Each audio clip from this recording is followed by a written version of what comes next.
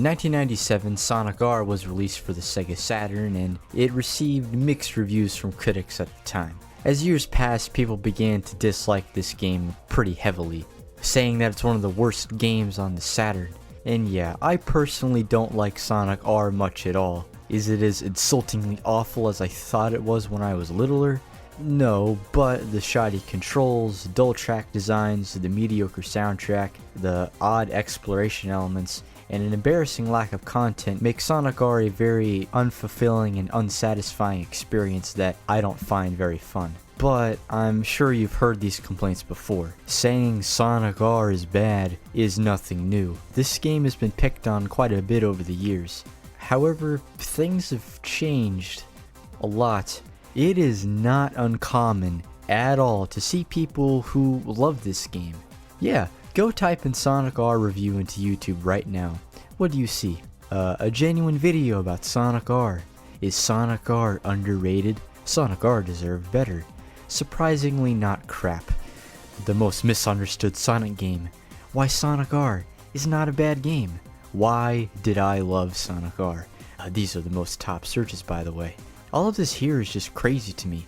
I remember back in the early to mid 2010s where the common opinion was that Sonic R was a steaming pile of garbage. I thought it was a steaming pile of garbage. Seriously, when I first played this thing on the Gems collection way back when, I absolutely hated it, and the internet agreed with me. Now when I entered middle school, I actually stopped watching YouTube and stuff. I was mainly drawing a lot. But when I started 9th grade, I began to watch YouTube yet again and just got back into gaming in general.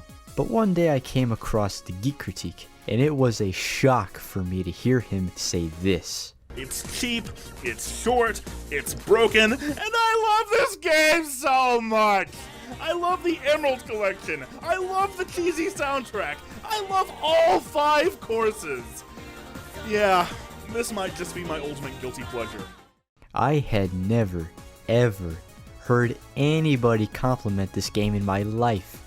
Sure, maybe it was a guilty pleasure for him, but still, it was crazy to me. But it didn't end there. I saw comments and other videos where people were saying that they like or even love this game. And you know, I think there's a reason for this. Now, do I think my idea is fact? No, this is just a theory I have. But I feel like this shift in opinion has something to do with how retro game reviews and discussion has changed. So instead of spending 15 minutes crapping on this poor game, I'm gonna dive into this little theory of mine.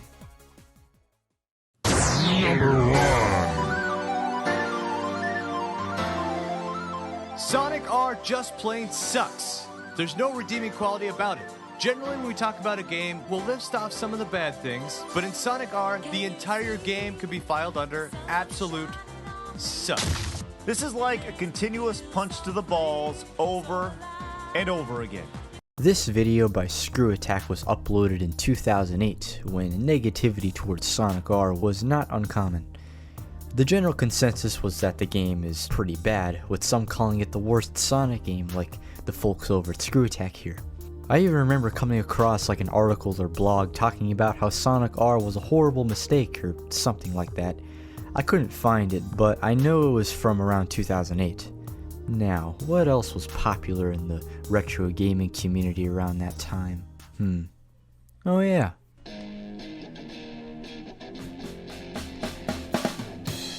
James Rolfe, aka the Angry Video Game Nerd, is, in my opinion, the most influential game reviewer, period. His videos always highlighted obscure, terrible retro games and involved the nerd picking them apart in a very over-the-top and vulgar manner, often using poop jokes and plenty of colorful language. And you know what? People loved it. The nerd has become sort of iconic in a way. James was one of the first to really pull off game reviews in video form well, and he inspired tons of people to make content of their own, which also meant rip-offs. Lots of rip-offs. The idea of reviewing stuff while donning an over-the-top personality was copied to death. Spoonie, The Irate Gamer, and Game Dude 8899 are just a few examples, and this meant that people loved to make fun of crappy games. It's probably part of the reason why games like Bubsy 3D and Action 52 are so infamous. And hey, there's nothing wrong with making fun of games. It can be pretty entertaining, but a lot of these AVGN clones just sucked. Like, does anyone unironically watch a game, dude? Yeah, I don't think so.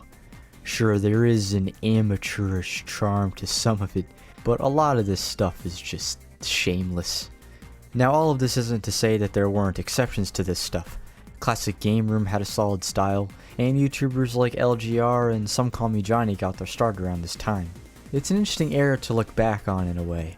Most of these people were working with very little, since good microphones and editing software weren't quite as accessible as they are now, so they were trying their best. Except when they were straight copying AVGN. But because of the James Rolfe worship, these videos were pretty cynical. So a game like Sonic R is simply perfect to make fun of. Bad controls? Check. Bad soundtrack? Check. Lack of content? Check. Think about it. If you were making angry reviews in 2008, wouldn't this game be a goldmine? A case in point, JonTron did it in 2010. What the fuck is a Sonic? But hey, there were people on the internet that liked this game, but I mainly found them on old forums. I couldn't find many videos outright praising Sonic R. I guess it's just because content like that wasn't commonplace. But once we moved into the 2010s, things slowly began to shift.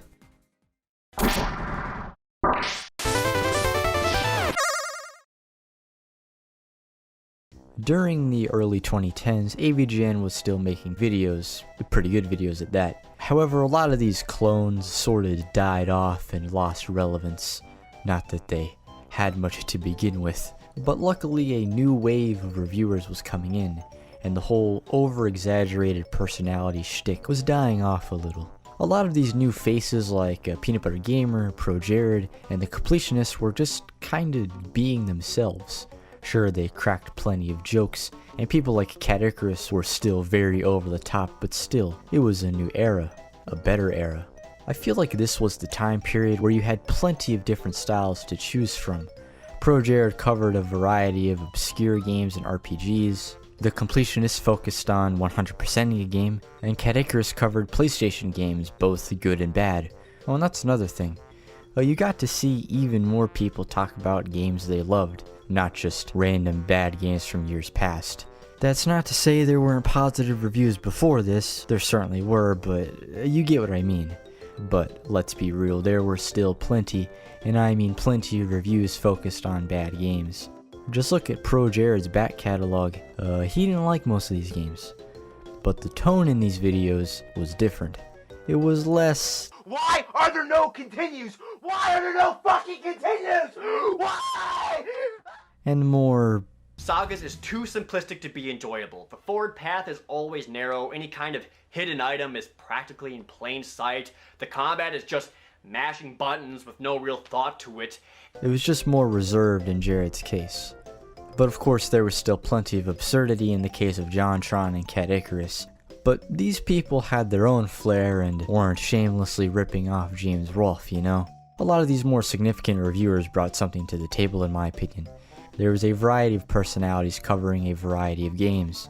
And with good equipment becoming slightly more obtainable, more people could just make content. This era was a true renaissance in my opinion, and a lot of these creators are still kicking it today. They've evolved of course, but not always in the best way. I find modern Peanut Butter Gamer and Space Hamster incredibly obnoxious, and the Completionist current content just lacks soul and feels too manufactured in my opinion. It's very odd.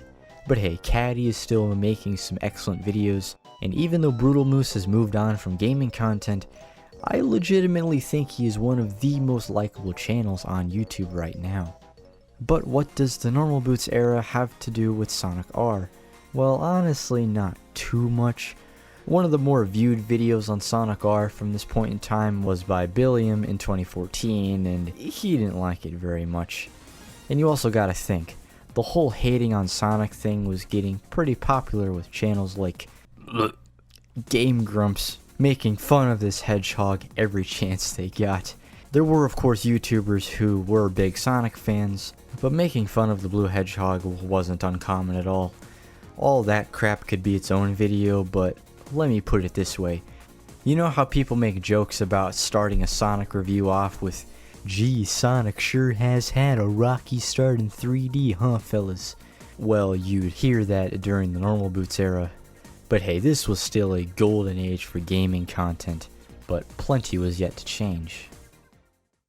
Now we reach the modern day, and there's been a pretty significant shift if I do say so myself. You have some YouTubers who could be considered, post-NormalBoots, but then there's a lot of these really in-depth, long-form retrospectives and analysis that have become a bit more popular in recent years, but it's not necessarily new.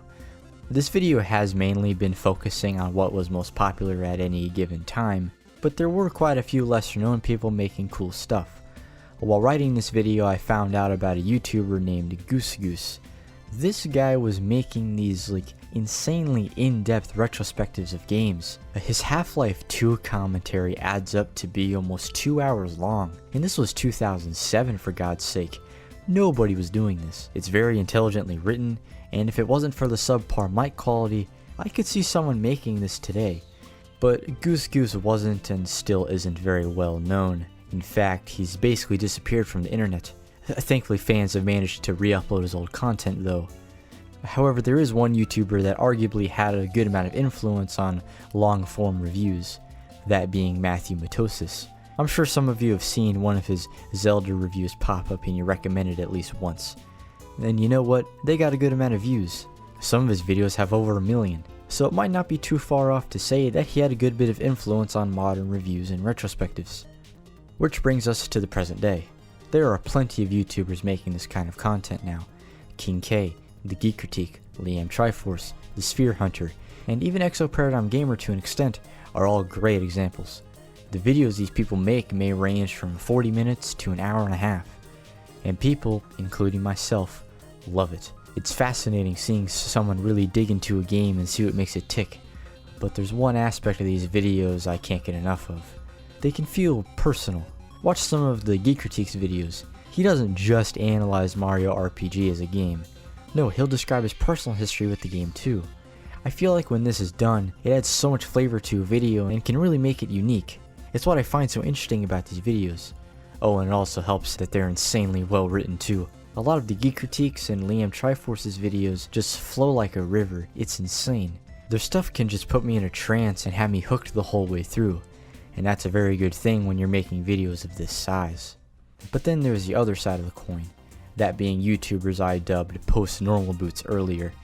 Now, I've never actually heard anyone use this term, but I think it kind of fits. People like Scott the Woz, Relax, Ant Dude, Stop Skeletons from Fighting, and our Lord and Savior Nitro Rad fit into this category for me. Not all of these guys are necessarily reviewers per se, but you get the idea.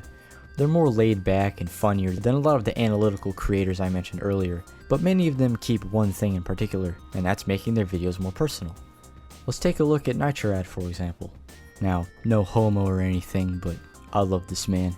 He is my favorite YouTuber of all time. Ant Dude may have inspired me to make content in the first place, but Nitrorad inspired how I want to make it. He's such a charismatic guy and he always brings a smile to my face. And yeah, when he makes a video, he really injects his personality into it and will always give some personal background if there is any.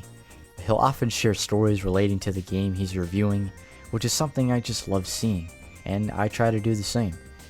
And you know, I feel like this shift into more long-form, personal videos gave way for people to express more unpopular opinions and even let biases shine through.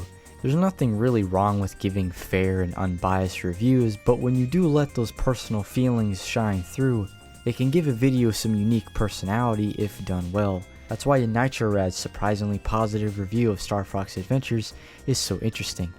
And it could also be why liking Sonic R is more of a thing now. I feel like with the advent of more personal reviews and retrospectives being more popular, saying you love Sonic R feels a lot less crazy. Heck, Liam Triforce himself made a little video describing why he personally gets a lot of the mileage out of the game. Sure, he acknowledged that the game isn't very good and is hard to get used to, but because he played it so much as a kid, he learned the game and got good at it. I recommend you watch the video for yourself since it's an interesting perspective. A lot of other people will acknowledge that the game really isn't too great, but they might like it anyway because of its charm. Which I will admit, the game has a lot of. But man, lots of people unironically love this game's soundtrack. I personally find it boring aside from the instrumentals, but a lot of fans have come around to the soundtrack. I mean, for God's sake, Supersonic Racing has over 2 million streams on Spotify. I know my correlation between the shift in opinion of Sonic R and the evolution of game reviews is a bit loose, but I find it interesting to think about. No longer is it the norm to make fun of old, obscure games. Now people are making fascinating and entertaining content about games that they love, letting their experiences and their personalities shine through. So because of this, I kind of feel like people are more comfortable writing about how they love Sonic R. And you know, I'm glad a lot of people have grown to love this game. I may heavily dislike it, but it's always great seeing positivity in a franchise where negativity has been common for so many years. So yeah, if you love Sonic R, keep loving it. I didn't want to come on here and crap on a game I realize so many people enjoy, cause what's the fun in that? Plus Liam kinda scared me away from doing that. I can take an objective, cynical viewpoint on this game like a snob and make yet another forgettable video on this site about a Sonic game lots of people love to bash. Yikes. 野球しようぜ。オッケー。行こう行こう。お前ら今日はやったよ。任しとけ。姿三四郎。通れ。ほら。姿三四郎。姿三四郎。音速ハリネズミソニックのレースゲームソニック R。セガサターン